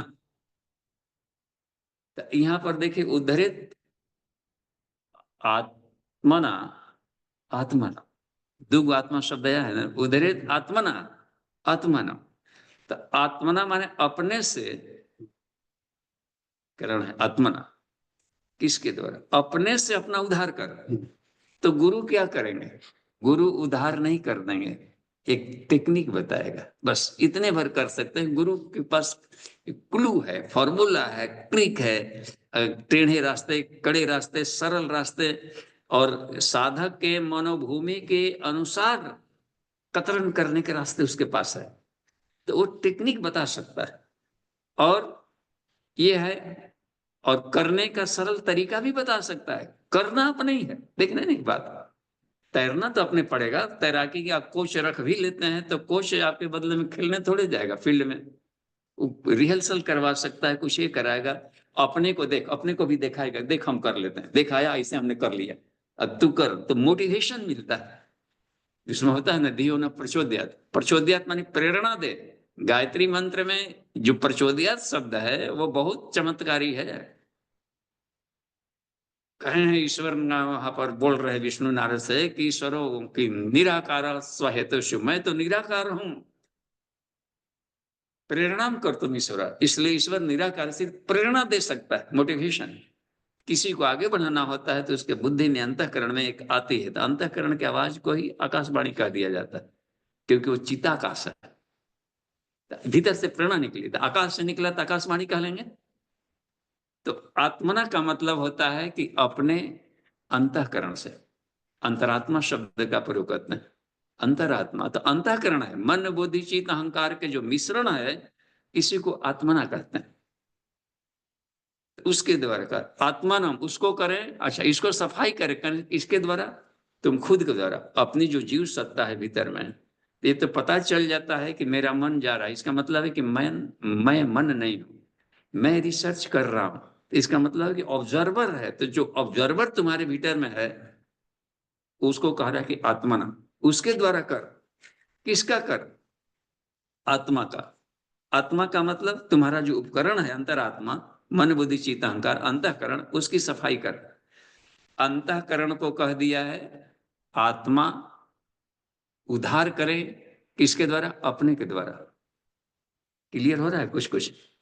आत्मना अपने के द्वारा, खुद खुद कर, स्वयं। किसको? आत्मा न। आत्मा न माने अंतःकरण, अंतरात्मा की सफाई कर। तो मानव, देखिए, मानवस्य शरीर शरीरस्य वाति नहीं परमत, आदमी का शरीर पा लेना काफी नहीं है। भाग्यवंत स्तुते मर्त्या स्त्रांत आस्त्रयंती। तो ये कुंभ पर्वों में जो जाते थे वहां पर एक प्रेरणा मिलती थी, साधुओं से संतों से बातचीत करते समय एक प्रेरणा, जीवन शैली का एक सब्सट्रेक्ट मिलता था। तो उसके आधार पर फिर लोग चल पड़ते थे कि वहां पर एक प्रेरणा मिली, और कुछ नहीं, प्रेरणा मिलती है। समूह के साथ में प्रेरणा मिल गई, उस प्रेरणा के द्वारा अपने लाइफ स्टाइल को जो चेंज किया किया, जो ना किया और ना किया। तो प्रेरणा मिलती है सिर्फ कहीं भी जाने से। तो उस प्रेरणा को हमने लाभ लिया था कि तू अपने उद्धार कर। क्यों? क्योंकि आत्मा एवं ही आत्मनो बंधु, तुम्हारा अंतःकरण ही तुम्हारा बेस्ट फ्रेंड है। और आत्मैव रिपु आत्मना, और यदि उसको रिफाइंड नहीं किया तो वही अपना शत्रु है। देखिए यहाँ पर छठवां वाला में, यहाँ पर उसका हिंदी में अच्छा ये देखिए, बंधुर आत्मनम मस्तस्य येन आत्मैवात्मना जीता। इतना आत्मा आत्मा शब्द का प्रयोग कर दिया है ना कि इसमें रुकना पड़ेगा, और थोड़ा उसमें बार बार एक एक श्लोक पर दिन भर, इसको हम लोग दिन भर चलेंगे। आज दिन भर का प्रैक्टिकल है, इन्हीं छहों को पहुंचाएंगे। इसको दिमाग में ही उठते बैठते भजन करते नवरात्रि सत्र में आज का चलना चाहिए, छहों को भी। इसमें देखिए, तब इसमें छठवां है बंधु आत्मा। आत्मा देखिए तो उसमें इसमें नहीं देखते हैं ना, उसका जो मूल वाला देखिए श्लोक इसमें। हाँ देखिए, छठवां वाला, बंधु, जैसे बंधु रा है ना, र विसर्ग र में बदल जाता है। बंधु आत्मा, हाँ, आत्मानम, देखिए बंधुरात्मना आत्मनस्तस्य। देखिए यहाँ पर बंधुर आत्मा आत्मनस तस्य, देखने साफ दिख रहे, बंधुर आत्मा, माँ में आ घुला हुआ है दूसरे वाले के लिए, आत्मनस तस्य। बंधुर आत्मा माने आत्मा बंधु है उस व्यक्ति का, अंतःकरण मन बुद्धि चित्त अहंकार, ये चारों का जो कॉम्बिनेशन है, अंतःकरण चतुष्टय, वो मित्र होता है। आत्मान देखिए, आत्मनस, आत्मा का। अपने भीतर में देखिए दो बार आत्मा शब्द का प्रयोग से, एक को जीवात्मा, एक को विशुद्ध आत्मा। विशुद्ध आत्मा परमात्मा मान सकते हैं। इस शरीर पर दो पक्षी हैं, दो द्वा सुपर्णम सयुजा सखाया। एक विशुद्ध तत्व वाले को परमात्मा शब्द ले लिया, ईश्वरो सर्व भूतेषु हृदयेषु अर्जुन तिष्ठति। तो विशुद्ध आत्मा है जो, उसको ले लिया है आत्मनस के द्वारा। और उसके द्वारा तो कर किसके द्वारा? संलिप्त आत्मा को, जो इंद्रिय भोगों में संलिप्त है, जीव सत्ता, तो इसका एक अलग ही नाम दे दिया है जीव सत्ता का। तो अंतःकरण से जो चिपका हुआ है, तो इसलिए दो बार का इसमें प्रयोग कर रहा है हर जगह, आत्मना आत्मा से इसमें कर रहा है। तो जिसे मन से मन को मारो, शुद्ध मन से अशुद्ध मन को मारो, तो शुद्ध मन को ये कर दिया है आत्मनस, और आत्मा शब्द का प्रयोग कर दिया है इसके लिए, जीव सत्ता के लिए। तो इसको हम रिफाइंड किया जा रहा है यहाँ पर। तो बंधुर आत्मा आत्मनस तस्य ये न आत्मा एवं मना जीता, जिन्होंने अपने अंतःकरण पर नियंत्रण कर लिया है, मन बुद्धि चित्त अहंकार को शुद्ध करना कोई नियंत्रण करता है। रिफाइंड होने पर वो वेस्ट हो जाता है। बिगड़ैल है, वो लड़का विनम्र हो गया तो स्मुग्ध हो गया, तो वो खुद ही आज्ञाकारी होने लगता है। देखते हैं वो अपने मूल फॉर्म में आता है। हमने देखा है कि चक्रों को जितना ही काम किया जाए इस पर, तो चक्र जो है ना इसमें कुछ ये सब ऑटोमेटिक काम करने लगते हैं, ऑटो स्टेप से वो स्वतः ही नेचुरल बनते जाता है। कोई व्यक्ति अपने आप योग साधना करे तो आप पता चले कि स्वतः ही पता नहीं उसके व्यवहार बदलते जा रहे हैं, नेचुरल होते जाता है, बिहेवियर चेंज होते जाता है, तो रुचि बदलती जाती है, खान पान रहन सहन सोचने की सबका स्वभाव बिल्कुल चेंज होते जाता है। इसका मतलब होता है कि वो अपने मूल स्वरूप में भीतर बैठा कोई तत्व है उसकी रोशनी आने लगी। सफाई कर रहे हो एक एक परत पर और रोशनी छीण आने लगी, इसका मतलब कि आत्मा के हम करीब जा रहे हैं। और आत्मा का मौलिक गुण होता है, उसके विपरीत चलने पर भीतर से ही वो आनाकानी करने लगता है, फड़फड़ाहट होने लगती है उसको। तो ये है पर आ गया, ठीक है। अनात्मनस्तु शत्रुव वर्तते आत्मेव शत्रुवत्, तो कोई किसी का शत्रु नहीं होता है। अशुद्ध जो अपना मन है, अशुद्ध चित्त, अशुद्ध बुद्धि, अशुद्ध जो अहंकार है, अहंकार जो अशुद्ध हो जाता है, यानी पदार्थवादी अहंकार में फंस जाए, भौतिकता के गांठ में, मतलब कि किस तरीके के बना ले, ओपन माइंडेड ना रहे, कंजस्टेड में कहीं बना लेता हो अहंकार, तो इसको कह दिया कि वही शत्रु है। वो अपने फिर स्वामी को मार डालेगा, शत्रु की तरह व्यवहार कर। हम लोग दोष दे देते हैं, इसने किया, उसने किया, उसने नहीं, अपने भीतर वाला ही डिस्टर्ब किया है बस। तो ये हम देखेंगे, तो समय यहाँ पर पूरा हो रहा है, तो प्रश्नोत्तरी में सीधे आते हैं हम लोग, देखते हैं कि इसमें चलिए हैंड रेज करें और पूछें, या जो भी विचार भाव रखते हो आपस में क्रॉस करें। जी जी 3 प्रश्न आए हैं बाबू जी। हाँ, पहला प्रश्न रियल मी, इन्होंने नाम नहीं लिखा अपना।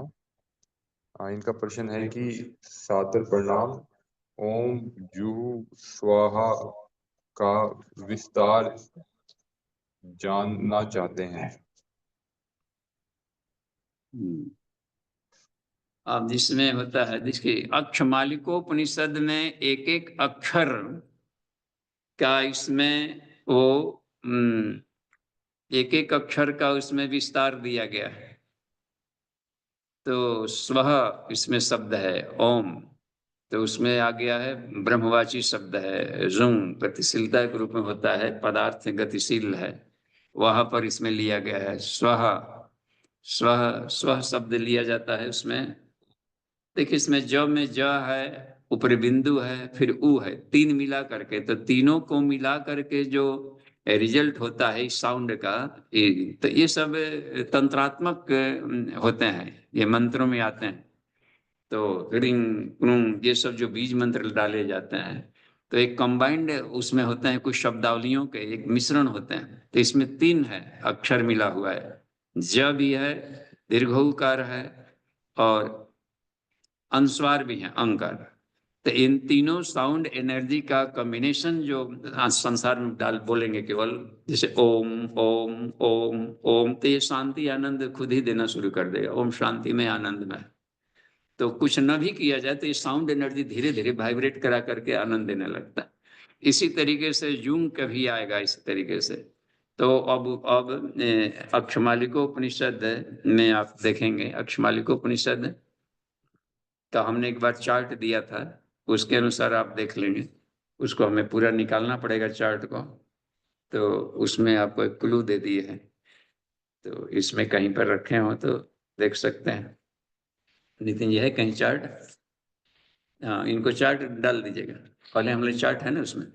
तो किसी भी तरह का ओम, जितने भी शब्दावलियां होते हैं, हुं रांग रिंग फट फुट क्लिंग स्लिंग, तो उसमें हर एक का आप खुद ही रिसर्च कर सकते हैं कि किसका क्या है। तो आप देखिए भी है कि प्राण उत्पादन है, तो क ख ग घ अंग च छ ज, ये सब आ रहा है अनाहत चक्र से आ रहा है।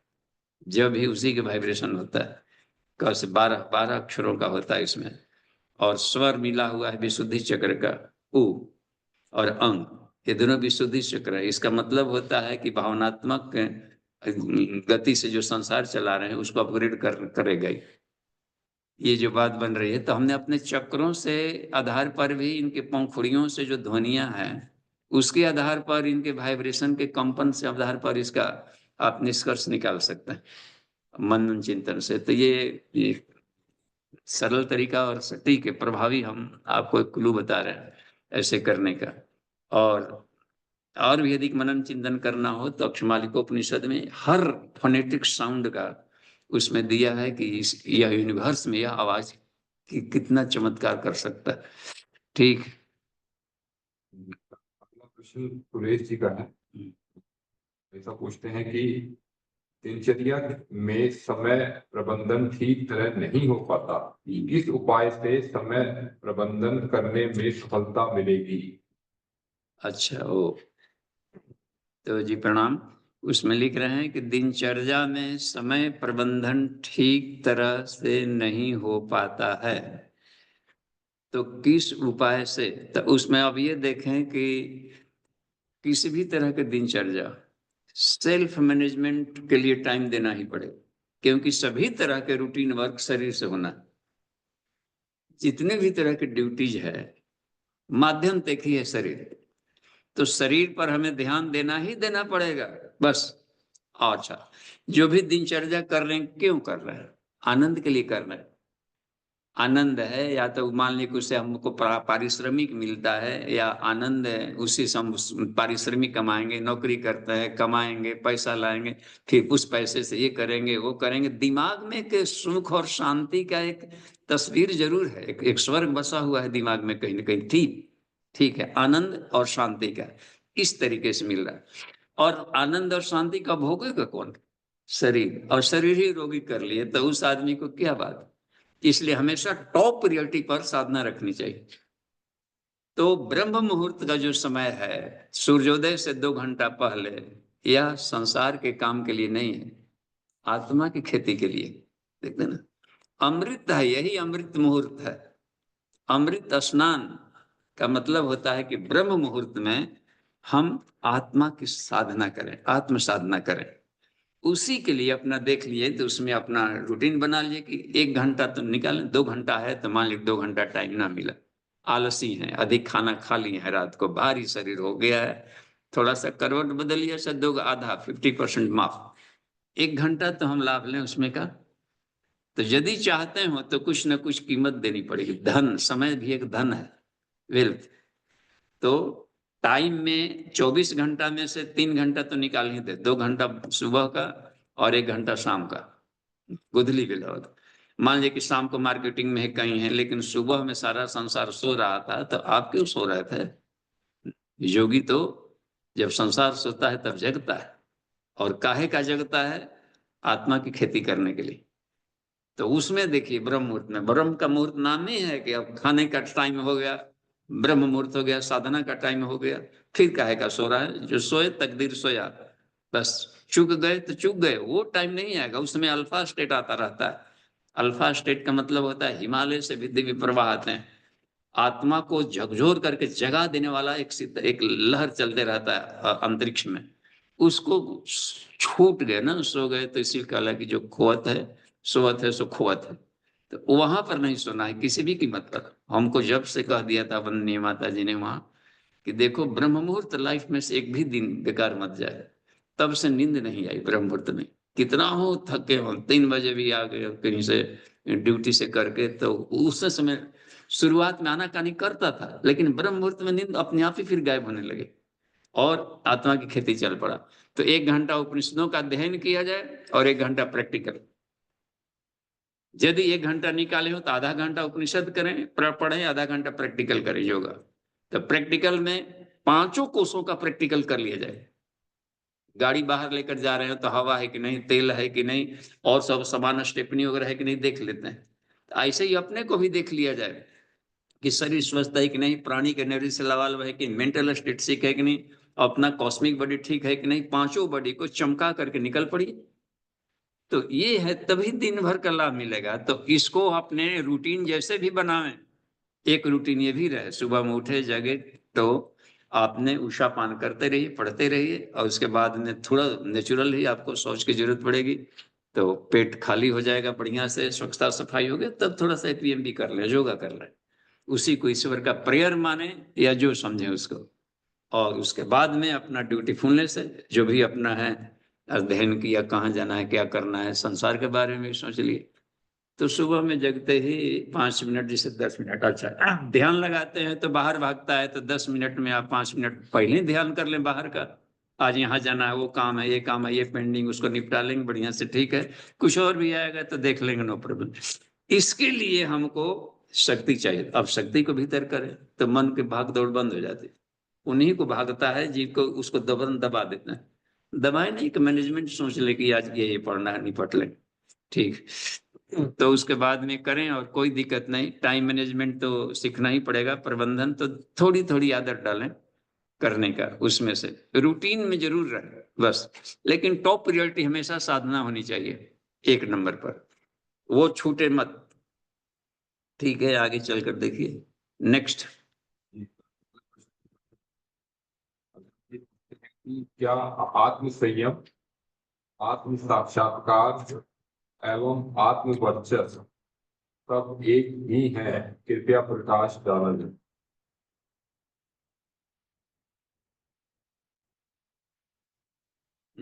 क्या क्या एक पूछ रहे हैं? आत्म संयम, ठीक है। आत्म साक्षात्कार, आत्म संयम से आत्म साक्षात्कार होगा। आत्म संयम एक क्रिया है जिसका परिणाम होता है आत्म साक्षात्कार। इसमें ना, इसमें क्रिया जो इसमें बता रहा है कि इससे आए भी और भी आएगा, इसमें आसन का तरीका भी बताएंगे, इसमें सब बताएंगे, पूरा का पूरा क्रिया जो बताएं इसमें करने का, कि कैसे उसको साधा जाए। तो ठीक है, तो इसमें है क्रिया है, धारणा ध्यान समाधि का प्रैक्टिकल कर रहे हैं आत्मा पर। तो उस क्रिया से रिजल्ट क्या मिला? आत्म साक्षात्कार हुआ। हाँ, आत्म साक्षात्कार होगा, ठीक है। अब है कि उसके गुणों को अपने भीतर में बढ़ाने लगेंगे। दिखाई पड़ गया कि इसको गुणों को मिच्योर, जोगारूढ़ शब्द है ये, आत्मवर्चस्व होगा। जोगारूढ़ शब्द का थे ना आज अभी, तो प्रकाश तो खुद का आपका प्रकाश निकलेगा। वर्चस्व माने होता है आत्मशक्ति, आत्मबल। वर्चस्व माने बल, आत्मा के तेज, शक्ति। तो आत्मवर्चस्व शब्द का प्रयोग करते हैं, तो उसकी आभा मंडल है, तो वो आभा मंडल आपके भीतर से निकलने लगेगी जो साधक है। क्लियर हो रहा है तीनों? जी, ठीक है। जी, हैंडरेज है तो बारी बारी से।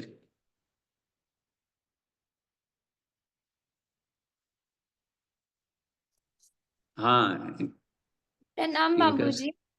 जी प्रणाम, तेज बोलिए।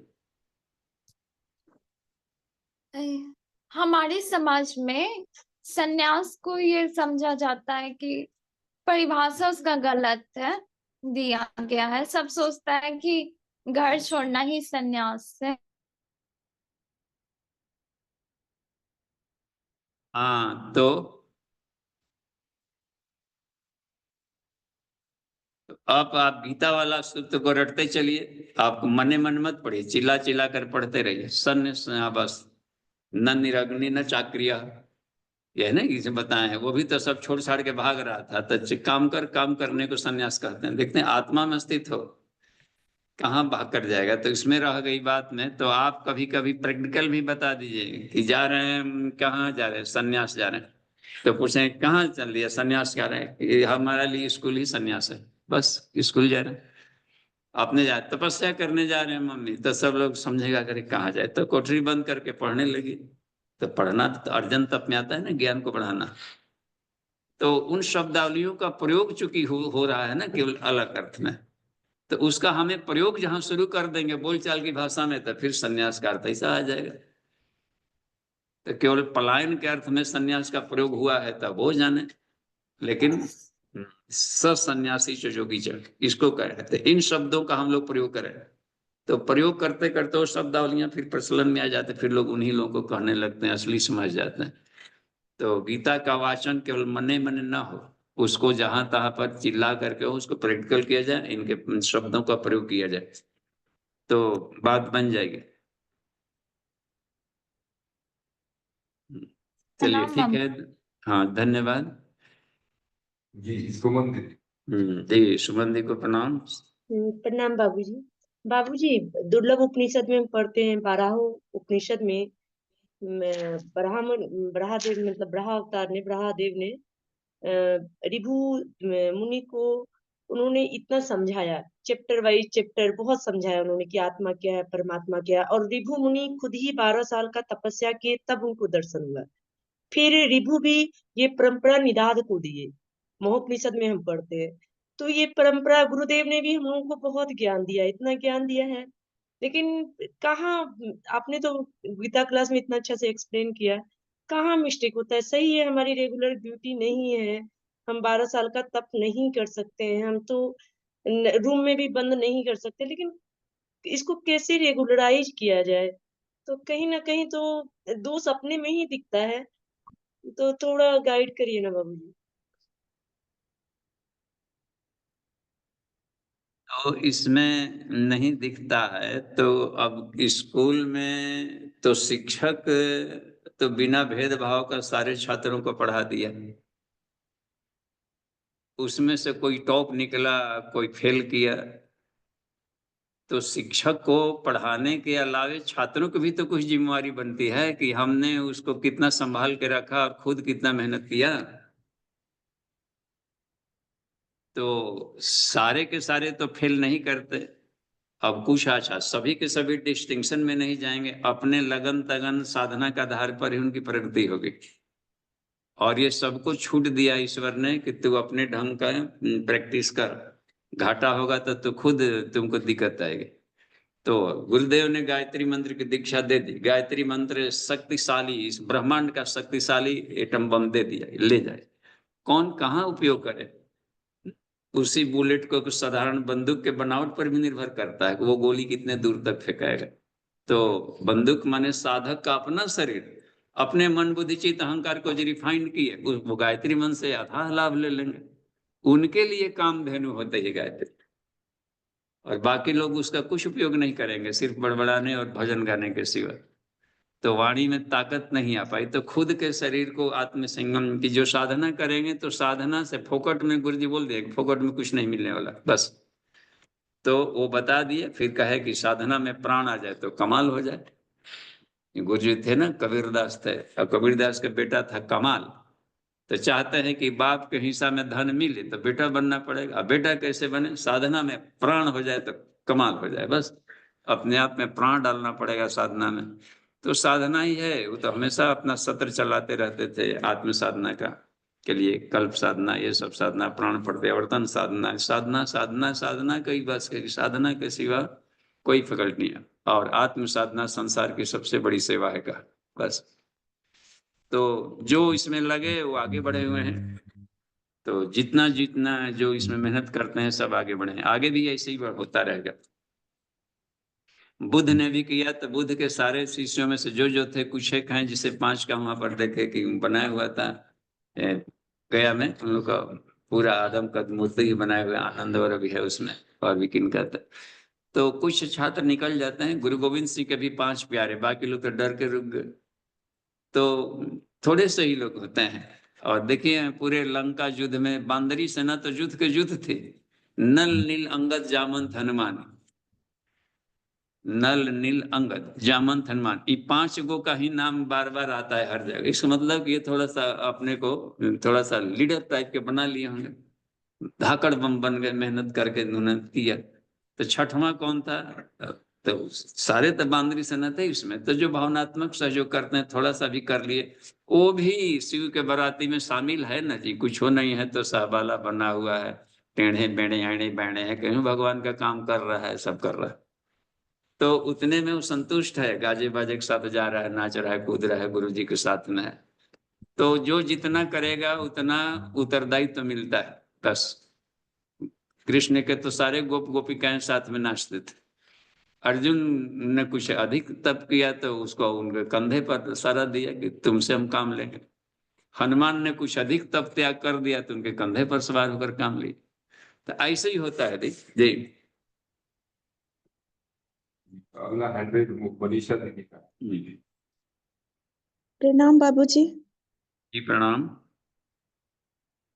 बाबूजी, हम लोग जो वर्क करते हैं उसमें अपने तरफ से 100% करने के बाद भी अगर रिटर्न 0 आ जाता है तो मन में थोड़ा भटकाव सा आता है, तो मन को कैसे कंट्रोल में रखे? हाँ, तो इसमें आप 100% का अपने से कैसे मुहर मार दिए कि हमने 100% कर दिया? 100% कर दिए नहीं आया तो इसका मतलब होता है कि अपने जिस माइंड से किया था वो माइंड 100% वाला नहीं था।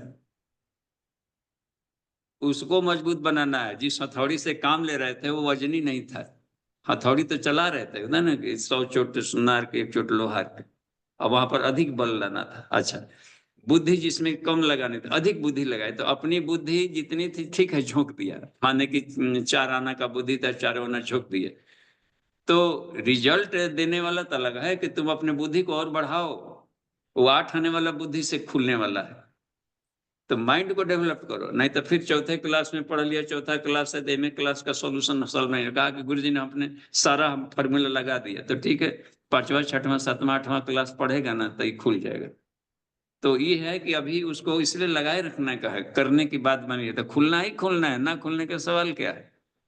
क्योंकि ये साइंस है, परा साइंस है, इसमें तो ना का सवाल ही नहीं मिलने का, और उसमें जरूरत पड़ रही है मेहनत की, तो उतने बड़ा मिलेगा, जितना मिलना है उतना मिला, इसमें संतोष किया जाए, ऐसा नहीं क्या घाटे में रहे हैं।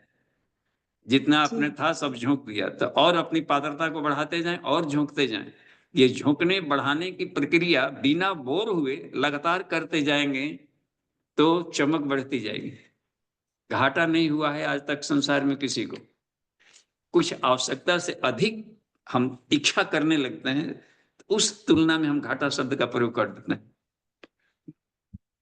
जितना हमने कीमत चुकाया उसी स्तर के माल मिलता है, उसमें भी रहता है कि थोड़ा सा महंगा है, ये भी गाय है लेकिन ये ठीक है अधिक, वो गाय कितना ही, तो 10 लाख वाली गाय, अरे 10 लाख वाली गाय है, गाय शब्द तो वही है लेकिन उसमें कुछ खूबियां होगी, बस कुछ मिल्क यील्डिंग अधिक होता होगा और औषधीय होंगी, देखना उसकी कीमत होता है। एक और घोड़ा दिखा रहता है कि कितना, तो 12 लाख का 20 लाख का घोड़ा मिल रहा है, कितना देखा है कि 60 लाख, 1 करोड़ का दिखा रहा है कि 1 करोड़ का ही हो गया।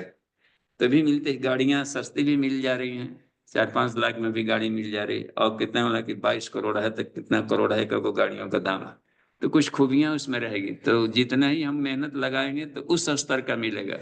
तो जितना स्वाध्याय किया गया है मनन चिंतन, तो उस स्तर में जो मिला है वो ईश्वर इतना निष्पक्ष न्यायकारी है कि एकदम राही रत्ती भर भी कम नहीं देता है। बस जी ठीक है, तो हौसला बुलंद रखें और पर्याप्त मिला है उसमें पर संतोष करें और अधिक अर्जन का उपाय करते रहें। राम बाबू जी।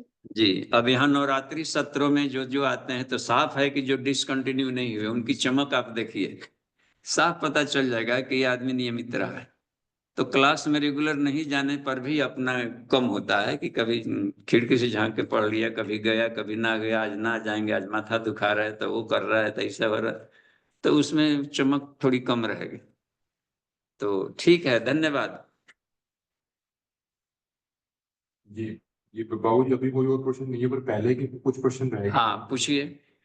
ये student का एक प्रश्न था, तो भाई साहब पूछ रहे थे कि ऐसा प्रसंग मिलता है कि चेतन मन का संबंध ब्रह्मांडीय चेतना से जुड़ी होती है तथा चेतन मन द्वारा जैसा चिंतन उसमें संप्रेक्षित किया जाता है वैसी ही परिस्थितियां मनुष्य के जीवन में घटित होने लगती हैं। तो क्या हमारी वर्तमान और भविष्य के दशा और परिस्थितियों का मुख्य कारण यही है? हाँ, ये अच्छा अच्छा सूत्र है, अच्छा मनन चिंतन हो रहा है, ये भी है। इसके अलावा हमेशा याद रखिए एक रास्ता हमेशा खुला रखना चाहिए कि ये ईश्वर का शरीर, ईशावास्यम इदम सर्वम, अपने ढंग का 100% इस्तेमाल नहीं कर सकते। आपने को बना लिए संत, ईश्वर चाहेगा कि इसको हम क्या इस्तेमाल करें, तो वो अपने ढंग से भी आपके शरीर से काम करवा लेगा। आफ्टर ऑल उसका शरीर है। हाँ, तो इसलिए कहता है कि आप सुसाइड नहीं कर सकते, है ना, उसको भी अपराध माना जाता है। कि आपका शरीर हम जाते हैं मर जाएंगे, तो नहीं, वो डाल देगा, डाल देते। ये आत्महंता, इसमें ये प्रेत्याभिगंछति, प्रेत जोनि में जाकर भटकाने लगेगा और कुछ। तो हमारा शरीर था, तुमने क्यों मार डाला, क्यों फाड़ डाला इसको अपना समझ मान करके? तो इसका दंड फिर देगा कि दोबारा शरीर के लिए भटकते रहेगा। इतना उसको कष्ट होता है प्रेत जोनि वाले को, कि जिन्होंने कि खास करके आत्महत्या किया हो, अग्निदाह में कैसे मरे हो, तो वह और ते प्रत्याभिगंक्षति, न जाने कितने खराब घातक लोगों में भटके, क्योंकि उसको उपहार मिला, इसको उन्होंने अपना समझ करके फेंक दिया। कुछ उद्देश्य के लिए दिया था, ईश्वर ने दिया था कि इससे हम काम लेंगे, तो इसको थोड़ा रिफाइन कर, तू भी काम ले ले अपना, और इससे हम भी काम लेंगे, दोनों का साझा वाला है। हाँ, तो अपना काम है कि इसमें कुछ आत्म साधना भी कर सकते हैं, आत्म कल्याणाय, लोक कल्याणाय, वातावरण परिष्कराय, ईश्वर का काम था। इसको तू इतना कर ले, इस शरीर से कर सकता है। लेकिन उज्जवल भविष्य कामना पूर्ति जो, तो तुम्हारा ऐसे भी कुछ हुआ है, कुछ अधूरा काम रहेगा, उसको भी तू पूरा कर लेना, ये थोड़ी सी छूट मिली है। ठीक है जी, धन्यवाद। तो बाबूजी, अगला जो जन्म होता है वो केवल मनुष्य की इच्छा पर ही डिपेंड करता है, या फिर उसमें जो है प्रकृति या फिर ईश्वर की इच्छा भी? ईश्वर की इच्छा सर्वोपरि है, अपनी इच्छा उसमें पूरी नहीं काम आती, इसलिए ईश्वर के साथ जुड़ करके काम करेंगे तो फायदे में रहेंगे। अपनी इच्छा को ईश्वर की इच्छा में डाल दिया तो वो अधिक फायदे में रहेगा। इसको कहते हैं समर्पण। ईश्वर प्राणिधाना ने क्रिया योग, असली क्रिया यही है, इसको क्रिया योग में रखा, समर्पण को। हाँ? आत्म कल्याणाय, लोक कल्याणाय, वातावरण परिष्कराय, ईश्वर की इच्छा साफ बता दी। आत्म साधना, तो आत्मा को रिफाइंड कर, रिफाइनरी स्टेट है, इसलिए तुमको जन्म लेना पड़ा है कि तुम अपनी इच्छा, पदार्थवादी इच्छा को इसका मान लेते हैं, क्षणभंगुरता को, और वो ईश्वर का खेती बाड़ी है ना समझकर अपना करने लगे थे, तो अपने मोहबद्धता आ गई थी, तो फिर उसके में अपना लगाने लगेंगे, उसकी कीमती क्षण को, आसक्ति में। तो ईश्वर का खेती, अपने को मुंशी मानना है, न कि हम मालिक हैं। मालिक मान लेते हैं ना, ये अपनी इच्छा फिर चली जाएगी। हम मुंशी हैं ईश्वर का। हाँ, उन्हें कर दिया, बहुत बड़ा है तो इसको कारोबार चलाने के लिए हेल्पर की जरूरत पड़ती है ना जी। आप बड़ा फैक्ट्री खोल दिए तो आपको उसमें लेबर की जरूरत पड़ती है, कुछ असिस्टेंट्स की। तो ईश्वर का हम लोग असिस्टेंट हैं उसके खेती बाड़ी को थोड़ा उसी नियमावली में चलाने का, न कि स्वतंत्र शासक। तो स्वतंत्र शासक बनना ही अपनी इच्छा है, इसको अपनी शब्द कह दिया। स्वतंत्र नहीं है। हाँ, स्वतंत्र शासक नहीं है, स्वतंत्र तो स्वतंत्र का बेटा है। हाँ, लेकिन ईश्वर के बेटे हैं, लेकिन ईश्वर नहीं है, इसे कहना पड़ेगा। अहम ब्रह्मास्मि शब्द भी बड़ा ये है, थोड़ा सा कंफ्यूजन वाला है। अहम ब्रह्मांशु अस्मि, ये कुछ अधिक सटीक रहेगा। ईश्वर का अंश, अहम ईश्वरांशु अस्मि। हाँ, क्योंकि ब्रह्म कभी नहीं बन, एको ब्रह्म द्वितीयो नास्ति, इसमें है ना बात, उसके घटक हैं। हम कान है, कान ही कह दे कि मैं पूर्ण पुरुष हूं, नहीं, तुम ईश्वर का अंग है, किरण है, एक स्फुलिंग है उसके न जी। तो हमारे भीतर भी ईश्वर है, और फिर ईश्वर की इच्छा जो है वो उस परिस्थिति में जब आपके भी साक्षात्कार हो जाएगा, तब हम कहेंगे हमारी इच्छा ईश्वर की इच्छा हो। हाँ, अच्छा, अपनी सत्ता कहाँ रही, तभी कहेंगे जबकि हम भ्रम में रहेंगे कि मेरा अलग अस्तित्व है, क्योंकि अपने भीतर में भी बैठा है ईश्वर है, और कण कण में ईश्वर ही ईश्वर है, तो फिर अपना शब्द कहाँ रहा? नहीं, दो की सत्ता ही नहीं कहीं। जहां दो दिख रहा है वहां पर समझिए कि ब्रह्म ज्ञान अधूरा है। मैं और ईश्वर दो सत्ता नहीं होगी। नहीं, दो नहीं है ना, ये दो का भ्रम भेद के चलते होता है, भेद भ्रम नाशा, और यही दो के चलते जन्म लेना पड़ रहा है।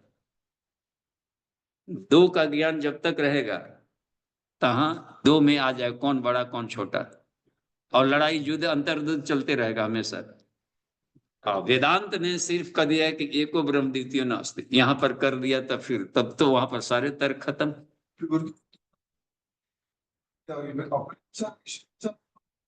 हाँ, एको अहम माने एको ब्रह्म द्वितीयो नास्ति, एको अहम का अर्थ फिर लेना पड़ेगा ब्रह्म से। वो ईश्वर कहता है कि एको हम द्वितीय न, तब मैं अनेक से एक बन जाऊं, अपने में समेटेगा तब इसका संकल्प लाएगा।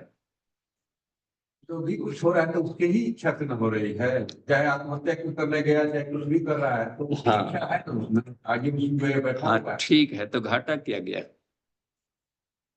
अपनी इच्छा को ईश्वर की इच्छा मान करके ये तो ऐसा परिणाम मिला। तो कोई मरा तो नहीं। बाबूजी, क्या मरा? यहाँ पर मरा क्या? ऊर्जा का नाश हो ही नहीं सकता, शरीर का नाश होता ही नहीं, परमाणु अलग अलग होगा, आत्मा का नाश होता ही नहीं, तो क्या घटा के? इसलिए कि अपने को मान नहीं रहा है ना ईश्वर, वो एक खास आकृति मान रहा है, तब बादलों की तरह उड़ रहा है। जिस दिन मान लेंगे कि बस वो गाली बुद्धत्व हो जाएगा, तब फिर वो भटकना बंद, बुद्धत्व के बाद भटकना बंद। हमको दिखाया था ने जो मूल सत्ता है, यहाँ पर द्वैत है ही नहीं, दो की सत्ता ही नहीं है, इसको कैसे हम हजार इसको हम बार बार हम लोग भटक भटक जाते हैं ये सब। तो ये मनन चिंतन का क्रम चलते रहना पड़ेगा। ठीक है, अभी शांति पाठ कर लेते हैं, फिर कल मिलते हैं। ओम शांति शांति शांति। समाप्ति।